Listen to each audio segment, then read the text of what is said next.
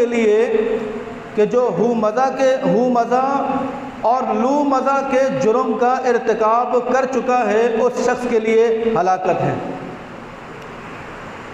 سورت کے شروع میں اللہ رب العالمین نے لفظ ویل سے آغاز کیا ہے، اور قرآن مجید کے اندر لفظ ویل صرف 2 صورتوں کی ابتدا میں آتا ہے۔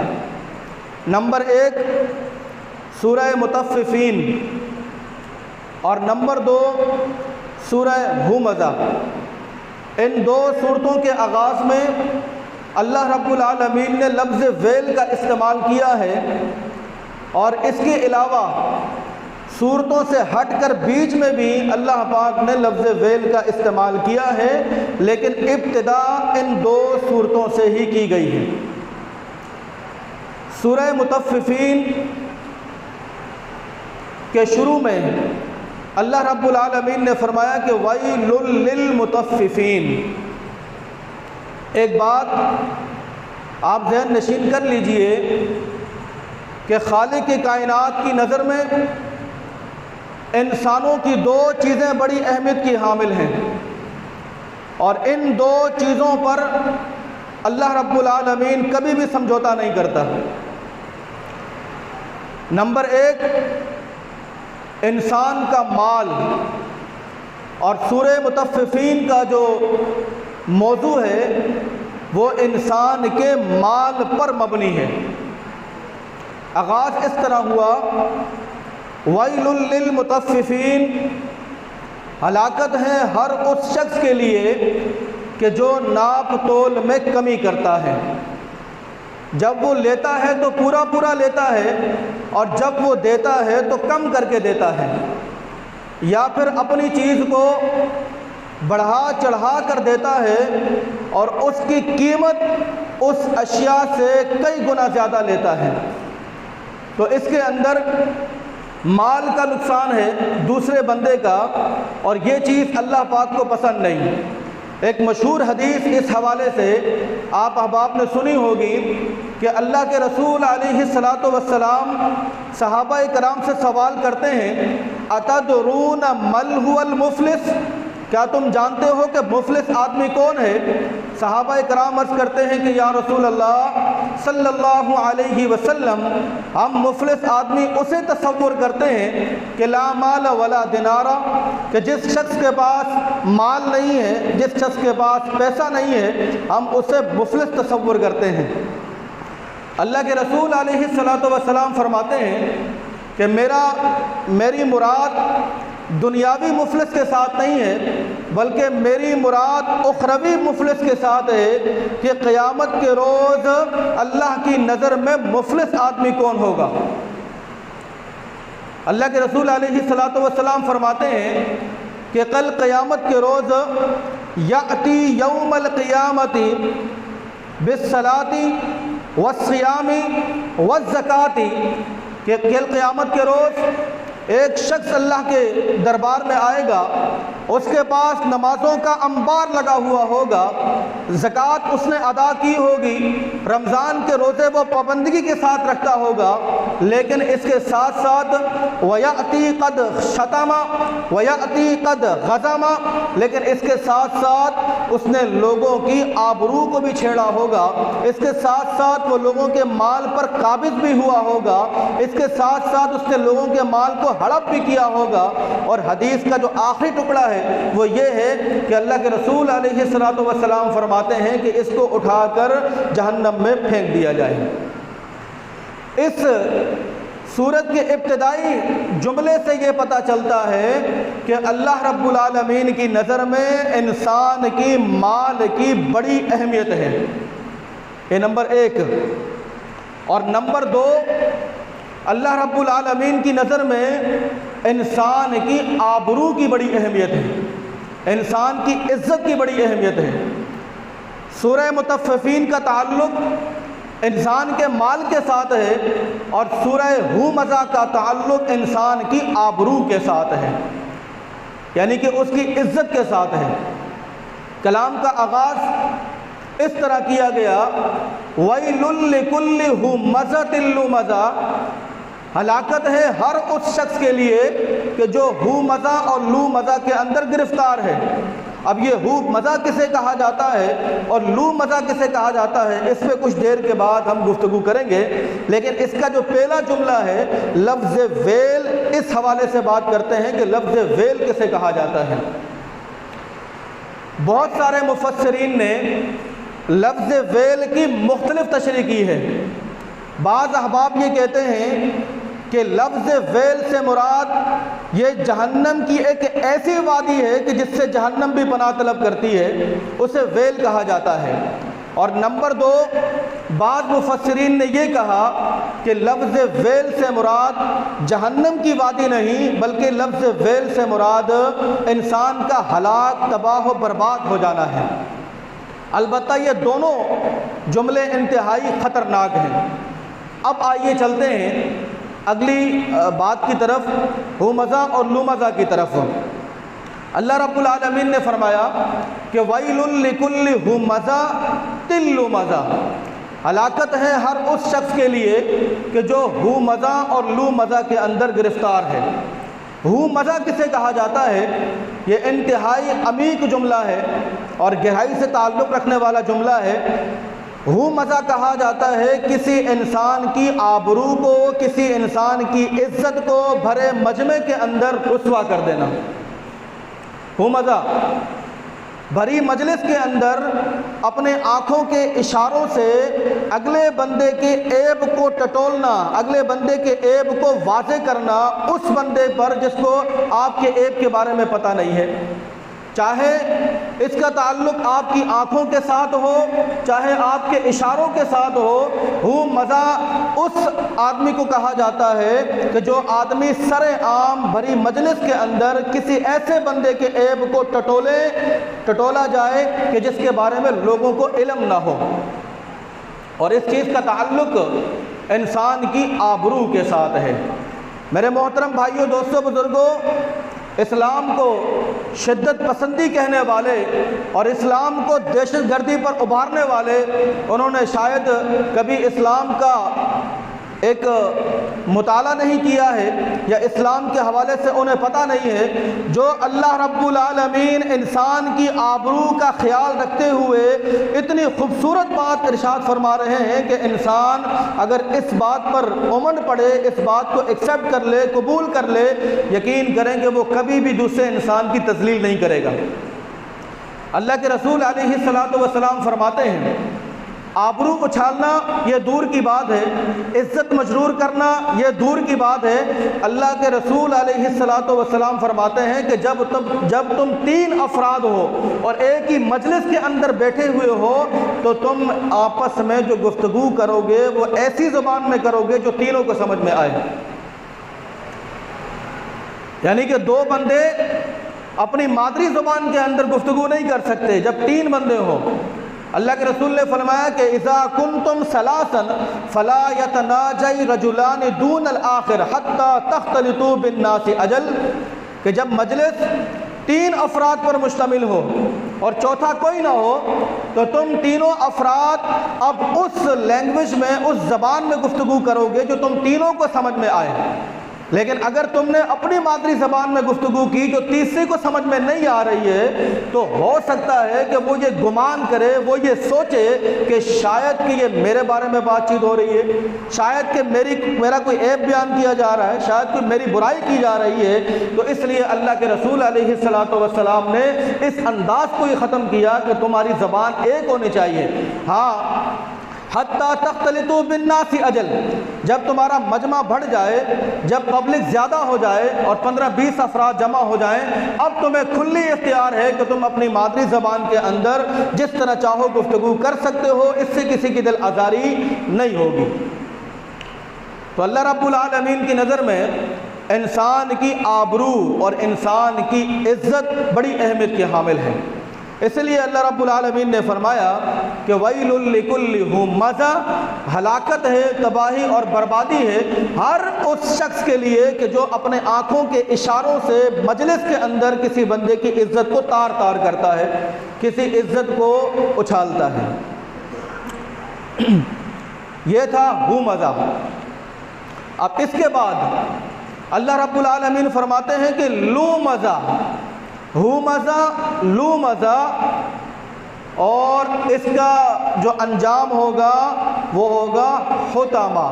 3 لفظ استعمال کیے، ہومزہ، لومزہ، عددہ، اور انجام ہوگا حطمہ۔ یہ تینوں لفظ انتہائی سمجھنے کے ساتھ تعلق رکھتے ہیں۔ ہومزہ کے بارے میں پتہ چل گیا، اب آئیے چلتے ہیں لومزہ کے حوالے سے۔ ہلاکت ہے ہر اس شخص کے لیے کہ جو ہومزہ کا جرم کرے، اور لومزہ کہا جاتا ہے انسان کی غیر موجودگی میں اس کی برائی کو، اس کے عیب کو بیان کرنا۔ انسان موجود نہیں ہے، آپ کا مسلمان بھائی آپ کے پاس موجود نہیں ہے، اس کی غیر موجودگی میں اس کے عیب کو، اس کی برائی کو بیان کرنے کو لومزہ کہا جاتا ہے۔ یعنی کہ آسان لفظوں کے اندر غیبت کرنا، اس کی برائی بیان کرنا۔ اور یہ عمل اللہ پاک کو کتنا ناپسندیدہ ہے، سورہ حجرات اس بارے میں اللہ نے سورہ حجرات میں بیان کیا، اور ایک مثال بیان کی ہے، أَيُحِبُّ أَحَدُكُمْ أَن يَأْكُلَ لَحْمَ أَخِيهِ مَيْتًا فَكَرِهْتُمُوهُ۔ یہ غیبت کی ایک مثال بیان کی جا رہی ہے۔ فرمایا کہ اگر تمہارے سامنے تمہارا سکا بھائی جو کہ حالت موت میں ہے، مر چکا ہے، وہ تمہارے سامنے پڑا ہو، اور تمہیں یہ کہا جائے کہ تم اپنے مردہ بھائی کا گوشت کھاؤ، کیا تم کھانا پسند کرو گے؟ کیا تم کھانا پسند کرو گے؟ فَكَرِهْتُمُوهُ، جبکہ تم خود اس عمل سے کراہیت محسوس کرتے ہو، تم نہیں پسند کرو گے، ایسا سوچو گے بھی نہیں۔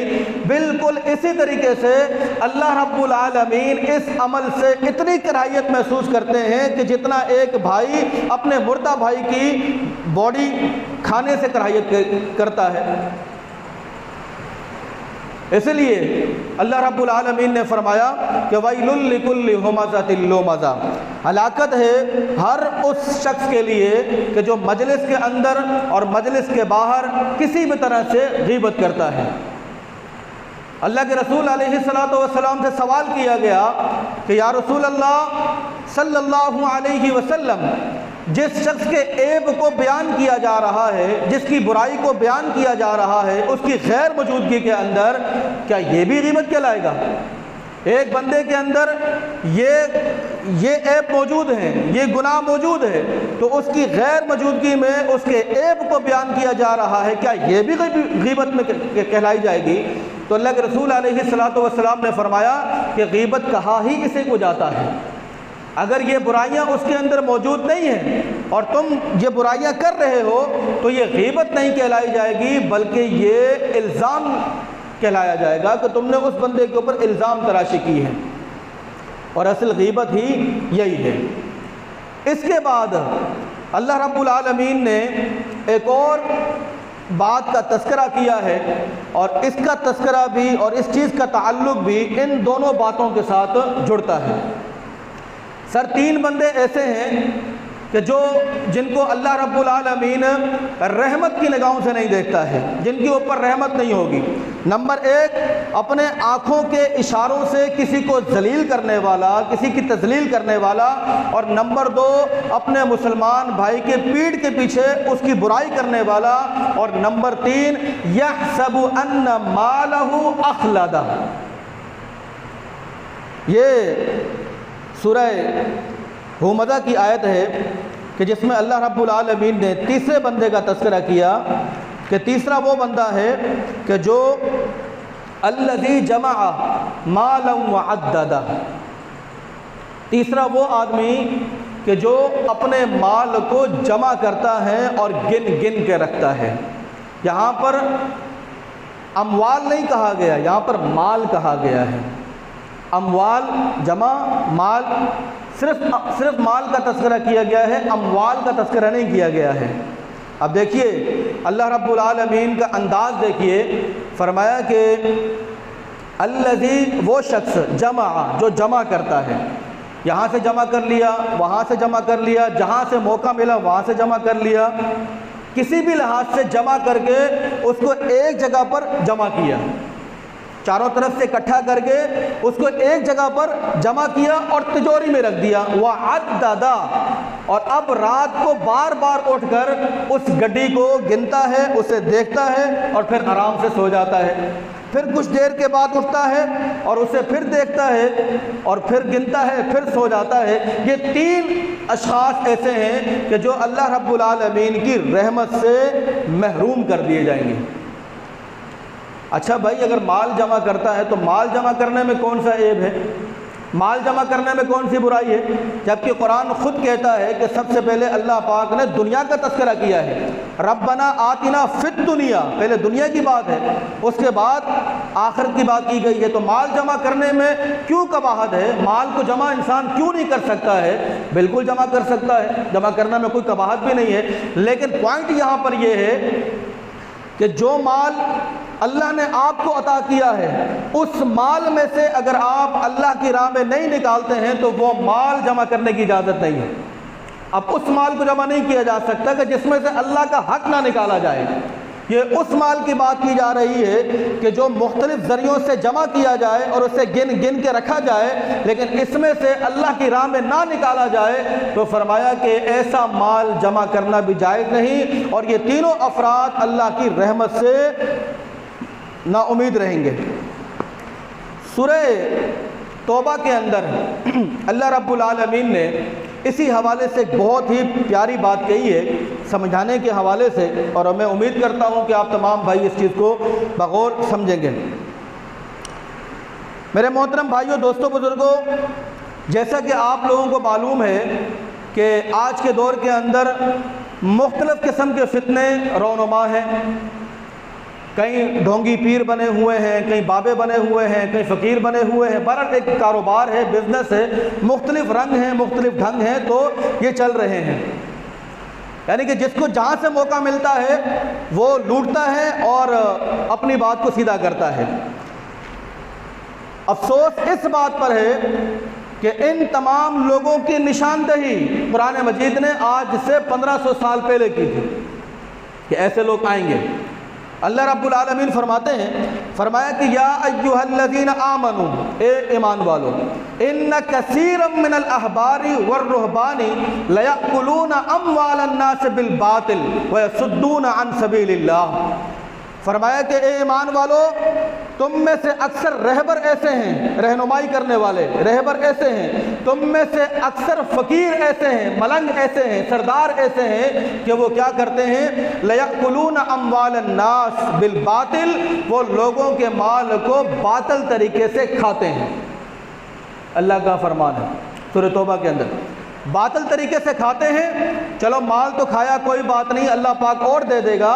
وَيَصُدُّونَ عَن سَبِيلِ اللَّهِ، اور ان کی کوشش یہ ہوتی ہے کہ یہ بھائی کسی بھی طریقے سے اسلام کی حقانیت کو نہ جان سکیں، یہ اسلام سے واقف نہ ہو، قرآن سے واقف نہ ہو، حدیث سے واقف نہ ہو، تعلیمات سے واقف نہ ہو، ان کو ہمیشہ اسی طریقے سے بھٹکا کے گمراہ کر کے رکھنا ہے تاکہ ان سے مال ہمارے پاس آتا رہے۔ وَيَصُدُّونَ عَن سَبِيلِ اللَّهِ، اور وہ لوگ لوگوں کو سیدھے راستوں سے روک کے رکھتے ہیں۔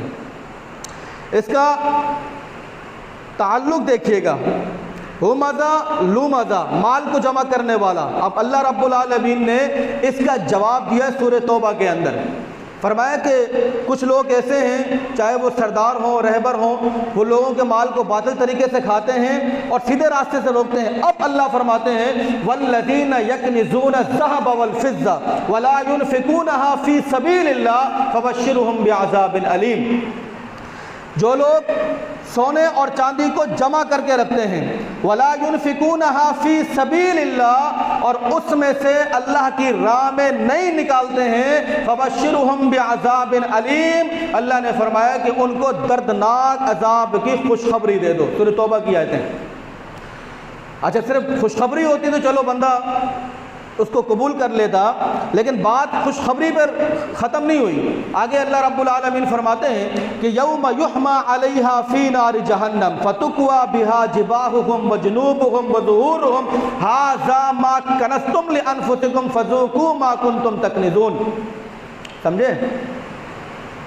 اگر صرف خوشخبری پہ بات ہوتی ہے نا چلو سمجھ میں آ جاتا، کوئی مسئلہ نہیں ہے، خوشخبری پہ بات نہیں ہے، آگے اس کا انجام بھی اللہ پاک نے بتایا ہے کہ کل قیامت کے روز اس سونے اور چاندی کو جن کو جمع کر کے رکھا جاتا ہے اور ان میں سے اللہ کی راہ میں نہیں نکالا جاتا، اللہ کا حق نہیں نکالا جاتا ہے، اللہ فرماتے ہیں کل قیامت کے روز اسی سونے اور چاندی کو جہنم کے اندر پکایا جائے گا۔